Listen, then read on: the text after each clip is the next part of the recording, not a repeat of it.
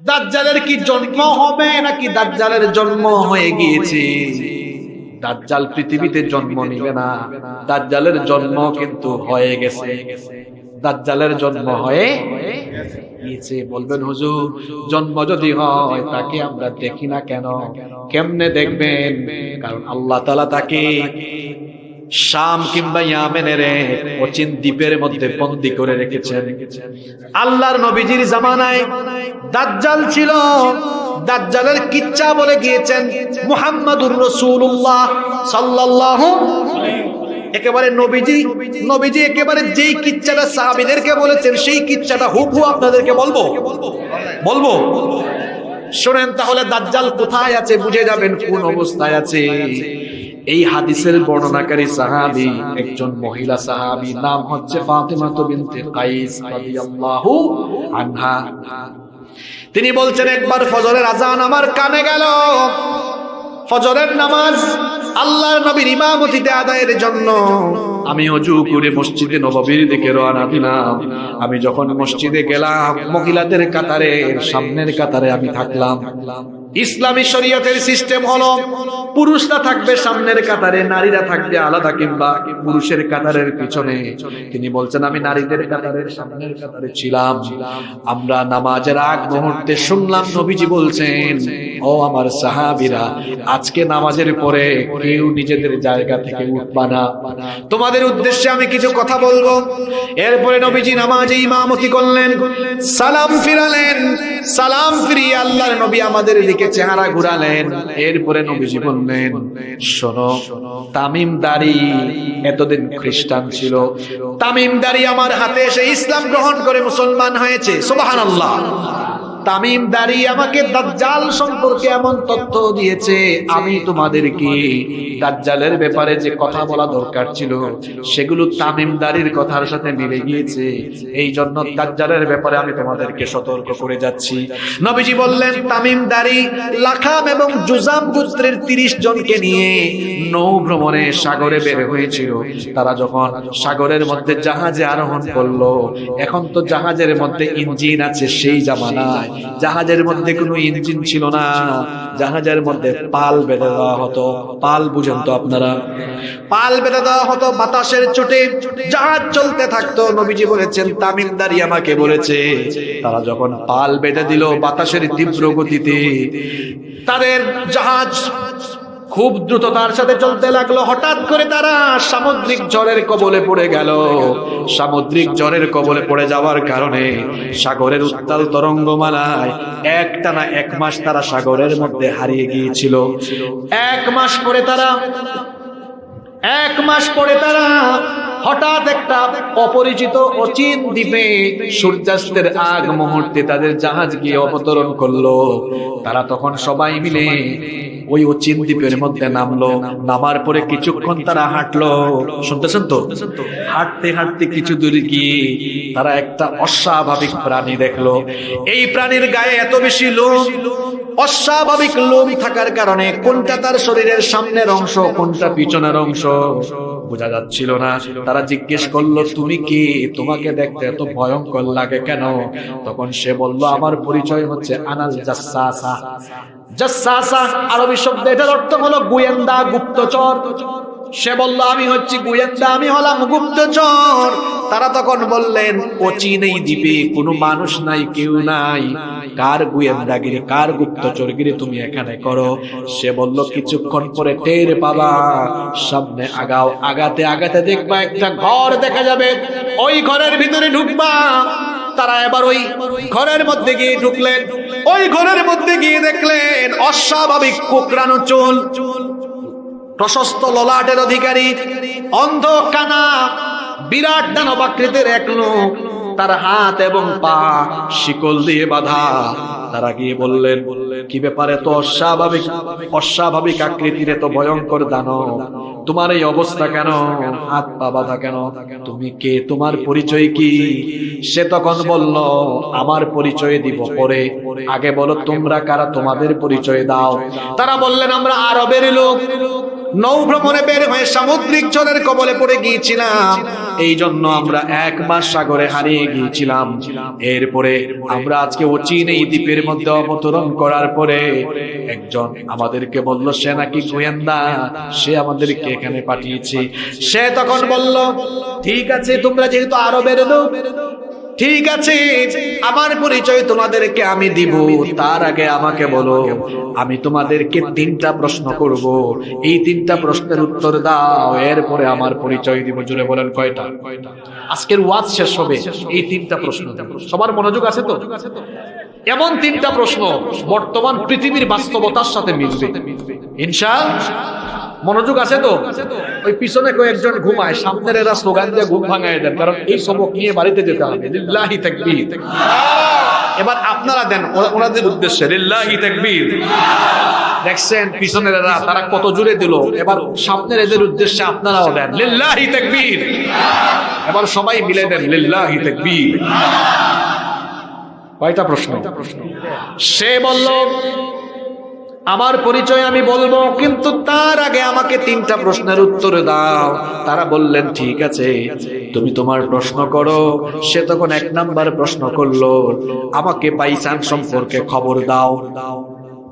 তারা বললেন বাইসান তো বিরাট একটা শহর, বাইসানের কোন খবর তুমি জানতে চাও? সে তখন বলল আমি বাইসানের খেজুর বাগান সম্পর্কে জানতে চাই। বাইসানের খেজুর বাগানে খেজুর গাছে কি এখনো ফল আসে নাকি? তারা বললেন হ্যাঁ, বাইসানের খেজুর বাগানের খেজুর গাছে এখনো ফল আসে। নাম্বার 2 নাম্বার প্রশ্ন করলো, আমাকে তাবারিয়া উপসাগরের খবর দাও। তারা বলল তাবারিয়া উপসাগরের কোন খবর জানতে চাও?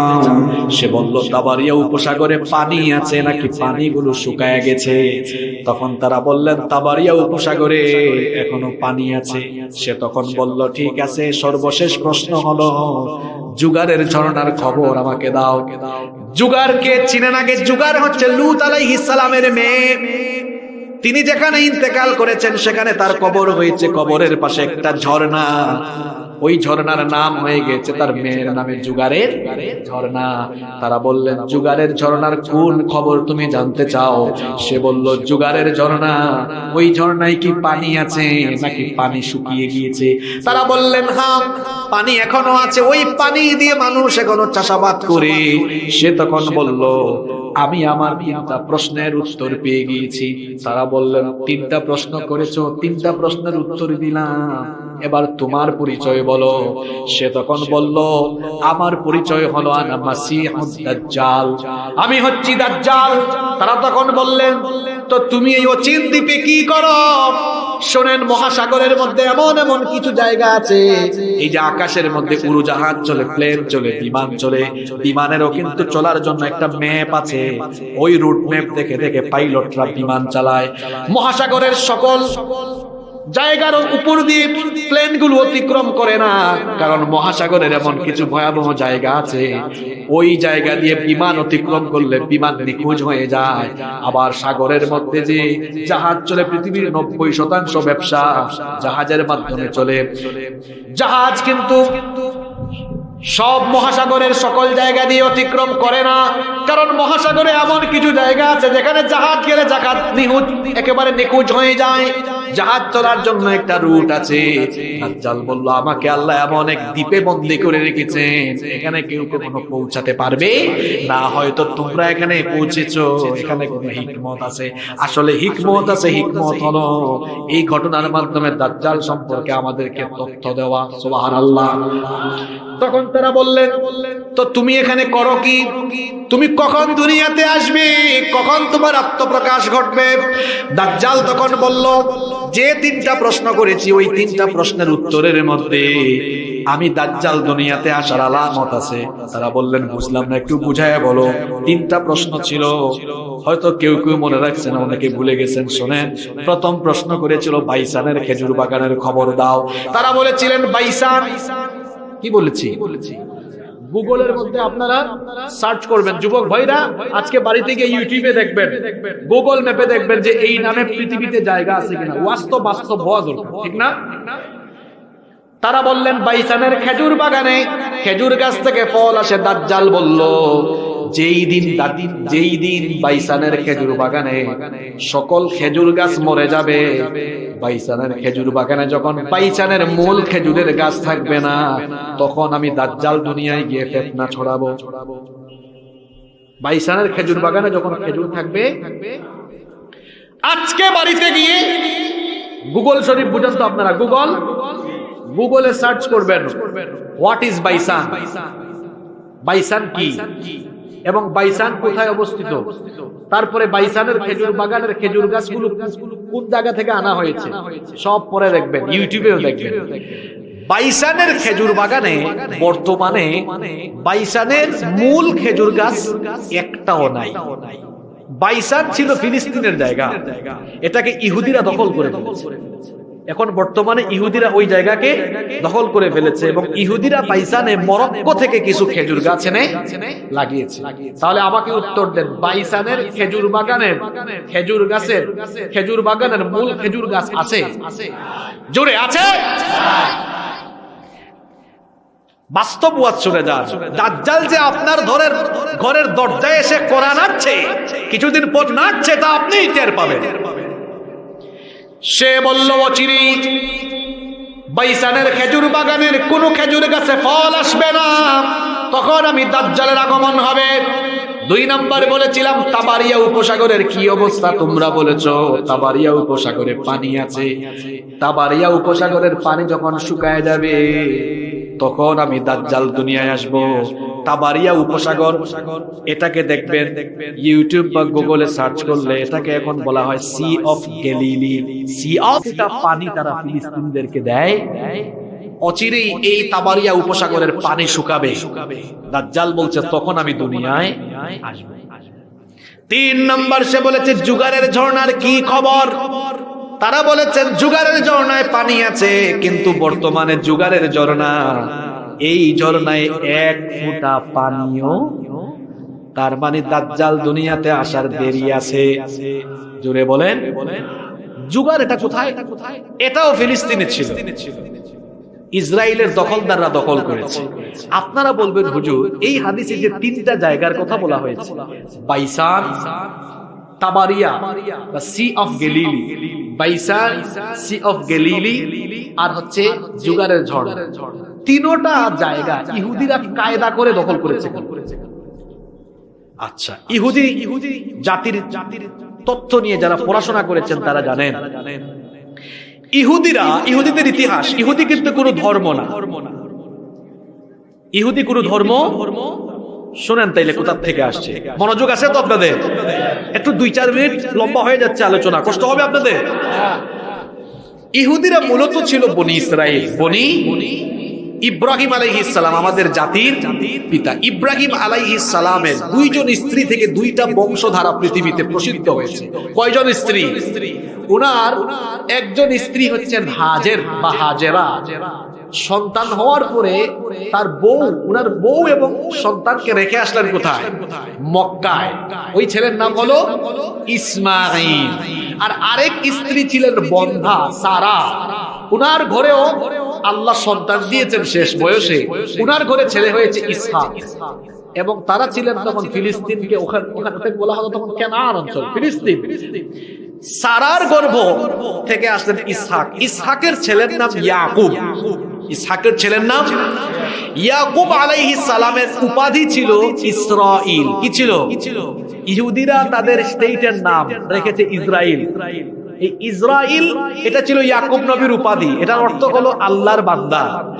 ইয়াকুব নবীর ছিল 12টা ছেলে। কয়টা ছেলে? 10 ছেলে এক ঘরের, আর 2 ছেলে আরেক ঘরের। ওই 2 জনের মধ্যে একজন ছিলেন ইউসুফ, আর একজন হচ্ছে বিনিয়ামিন, আর বাকি 10 ভাই আরেক ঘরের।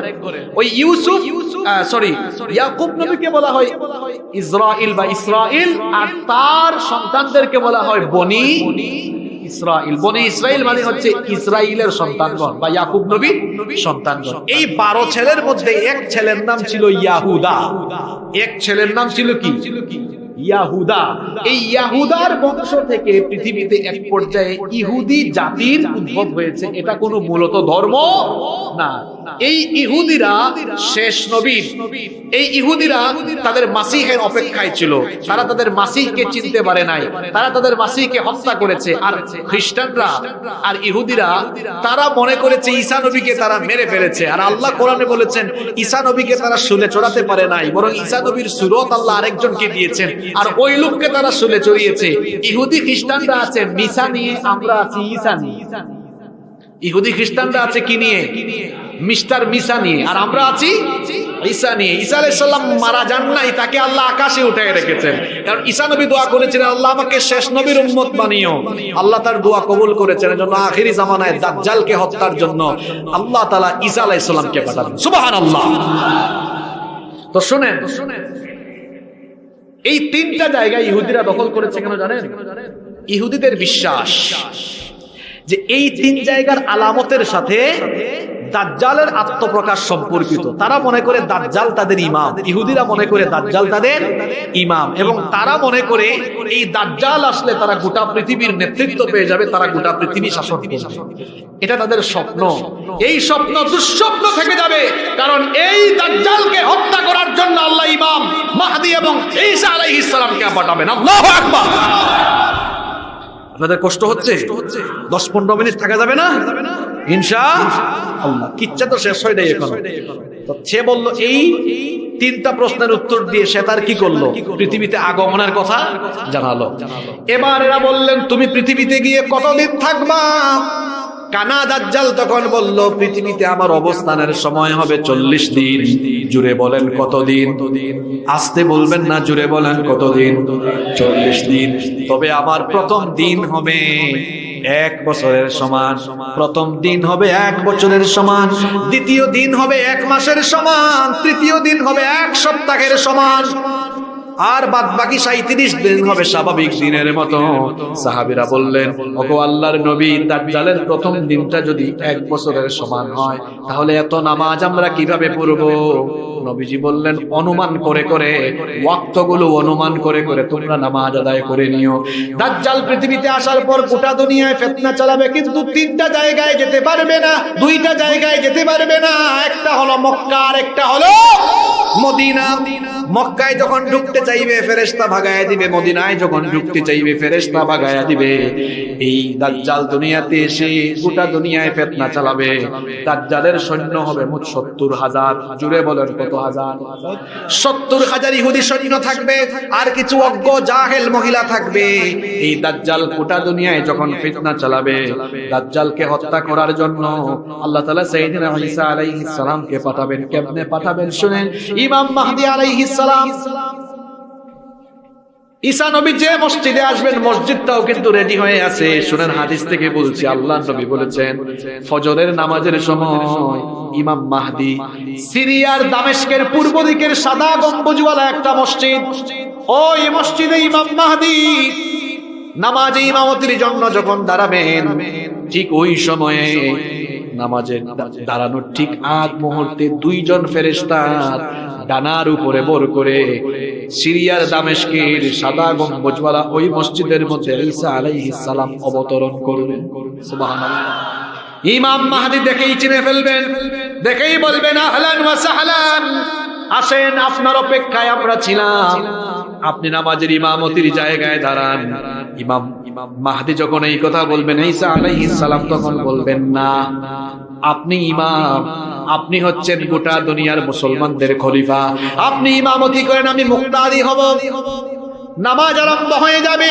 ওইদিকে দাজ্জাল তার 70,000 ইহুদি বাহিনী নিয়ে ইমাম মাহদীকে হত্যার জন্য সিরিয়ায় আসতে থাকবে। আস্তে আস্তে ওই সাদা গম্বুজওয়ালা মসজিদের বাহিরে চলে আসবে। দাজ্জাল তো আর জানে না তার জমদূত হয়ে দুনিয়াতে ইতিমধ্যে চলে এসেছেন ঈসা ইবনে মারইয়াম। সুবহানাল্লাহ। নামাজের শেষে ঈসা আলাইহিস সালাম বক্তব্য দিবেন, বলবেন, নামাজের শেষে ঈসা আলাইহিস সালাম বক্তব্য দিবেন। ঈসা আলাইহিস সালাম বলবেন, সবাই প্রস্তুত হন, দাজ্জালকে আর দুনিয়ায় রাখা হবে না, এই দাজ্জালকে হত্যা করার জন্য আল্লাহ আমাকে পাঠিয়েছেন, রেডি হও। এমন সময় দেখা যাবে দাজ্জাল তার বাহিনী নিয়ে মসজিদের বাইরে ঘেরাও করে ফেলেছে। ঠিক সেই সময় ঈসা আলাইহিস সালাম বের হবেন। ঈমানদার কখনো অস্ত্র শস্ত্রকে ভয় পায় না, ঈমানদারদের অন্তরে কেবল একজনের ভয় আছে, তিনি কি? ঈসা আলাইহিস সালাম বের হবেন মসজিদ থেকে। দাজ্জাল যখন ঈসা আলাইহিস সালামকে দেখবে, হাদিসে এসেছে নবীজি বলেছেন লবণ যেমন পানিতে গলে যায় ঠিক তেমনি ভাবে ঈসা আলাইহিস সালামকে দেখে দাজ্জাল গলে যাওয়ার মতো অবস্থা হবে। কিসের আর যুদ্ধ? দাজ্জাল তখন ঈসা নবীকে দেখে পালাতে থাকবে। ঈসা নবী দাজ্জালকে ধরার জন্য ঈসা নবী এবার ঈসা আলাইহিস সালাম তাকে ধাওয়া করতে থাকবেন। ধাওয়া করতে করতে করতে করতে করতে করতে তাকে গিয়ে ফিলিস্তিনের লুদ শহরে, এই লুদ ছিল ফিলিস্তিনের শহর, দখলদার ইহুদিরা এই শহরটাকেও দখল করে ফেলেছে। লুদ সিটি, ইউটিউবে গুগলে সার্চ করবেন লুদ সিটি, এটা দখল করে ফেলেছে এখন কারা? ইহুদিরা। আসলে ছিল ফিলিস্তিনের জায়গা, দখল করেছে এখন ইসরাইল। ওই লুদ শহরের কাছে নিয়ে যাবেন, বাবে লুদের কাছে গিয়ে ঈসা আলাইহিস সালাম তার বর্ষা দিয়ে দাজ্জালকে তিনি সেখানে কতল করবেন। আল্লাহু আকবার। একটু আগে যে বলেছি ফিলিস্তিন হবে আগামী দুনিয়ার মূল ক্যারেক্টার, মূল চরিত্র। আখিরি জামানায় যা হবে সব ফিলিস্তিনকে কেন্দ্র করে হবে। এখানেই মাহদী, এখানেই দাজ্জাল, এখানেই ঈসা আলাইহিস সালাম, এখানেই দাজ্জালের মৃত্যু। এটাই হবে গোটা দুনিয়া শাসন পরিচালনার হেড অফিস। সুবহানাল্লাহ। দাজ্জাল শেষ।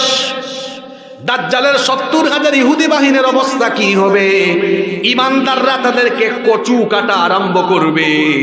এই ইহুদি জাত জান বাঁচানোর জন্য দেয়ালের পিছনে আশ্রয় নিবে।